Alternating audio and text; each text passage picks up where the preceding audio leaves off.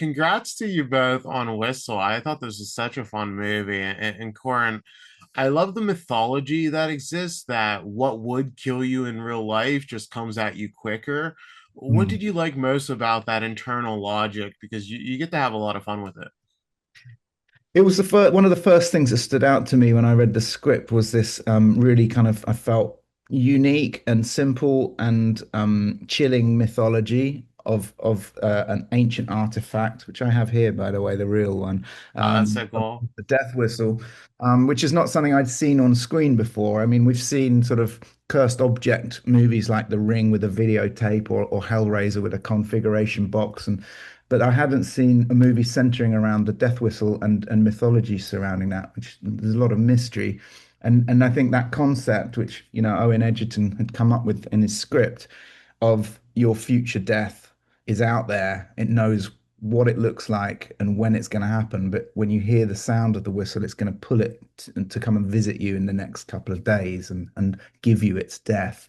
I just thought it was really not just scary, but it also had a lot of sort of thought behind it, kind of fascination, not only contemplating finding out what your death might be, but also the underlying kind of message of mortality and that we're only all here for a sort of really sort of quite small amount of time. And so there's a sort of positivity that flows through the sort of love story aspect with Sophie and Daphne's characters, particularly that where they're sort of fighting to live throughout this horror.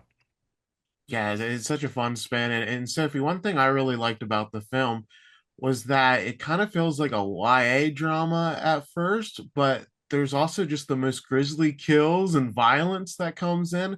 As an actor, how is it kind of balance, finding the balance between those tones? Because it is such a unique feeling film. Yeah, I mean, it's what kind of drew me to the project to begin with was that idea that it was a bit campy at first, and but that's what's so fun is that you start rooting and caring so much for these characters because they have such a fun dynamic and they're all completely different, and not a group that you would think would kind of stumble upon each other, but for better or for worse, they kind of like ended up together. Um, and you kind of like their dynamic and then they just start without giving any spoilers but they kind of all start falling down like flies and in the most brutal and like merciless way um and then you're just left with these teenagers that are supposed to try to outlive this death and it's I mean nearly impossible but you still root for them and I think the in all of the trauma and in all of the brutality emerges yet so much love and compassion and softness. Um, and you know, you see the worst and the best out of these characters and you love them despite of the actions that they want to commit. And you understand like with Rel's character, what he's going through, you know, you that's not what you want him to do, but at the same time, you understand where it's coming from.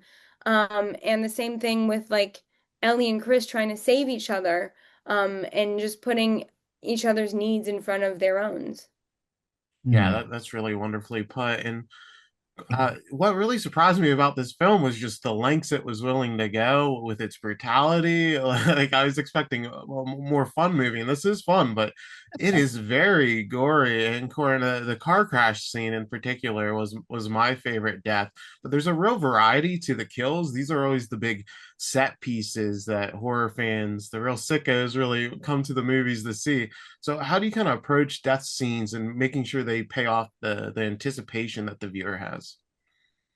Thank you. Well, as a sort of fan of horror since I was young, and as a director of horror, there is a certain aspect of when you're going to do a horror movie that you're aware of all the movies that are out there, and I've seen quite a few, and you're trying to desperately like not repeat what's been done and find new ways of putting in by the nature of horror movies going to be some death in it, I'm sure.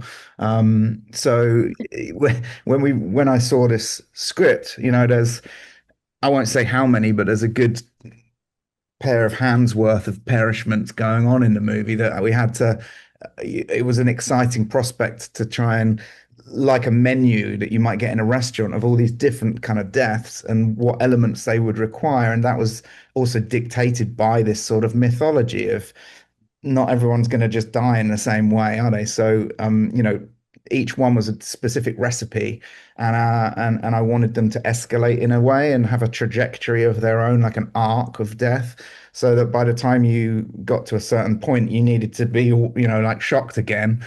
So that's probably why what happens to, as you referred to, the car crash, which was, a fascinating thing to contemplate, and I'd never read that kind of car crash before. I'm obviously talking around it and not giving away what specifically makes it unique, but hopefully people will discover that when they see it in the theater. Yeah, I thought that sequence was so cool. I've never seen anything like it. And Sophie, one of the elements I really enjoyed about the film was getting to see the romance between Ellie and Chris develop. What about that budding romance, especially since it has time to develop? It's not just like, oh, one moment after trauma, they're together. It actually has a build up to it. Did you like the most? I mean, it has a buildup, but what I like is that they're forced to see the most brutally honest sides of each other from the get-go because of their circumstances. Yeah. It's rare, like normal relationships develop over time and years, and it is really when you undergo something so traumatic with someone that you really see their true colors.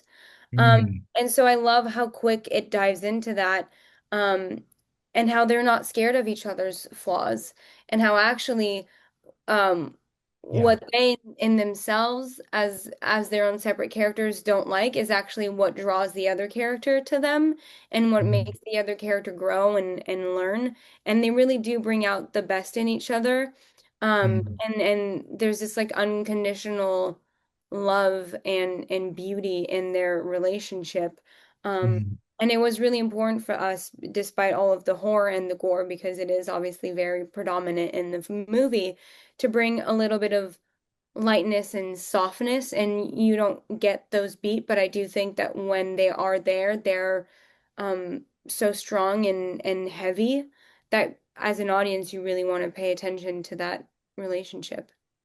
Yeah, you said it earlier, like that Chris and Ellie are like the yin and the yang.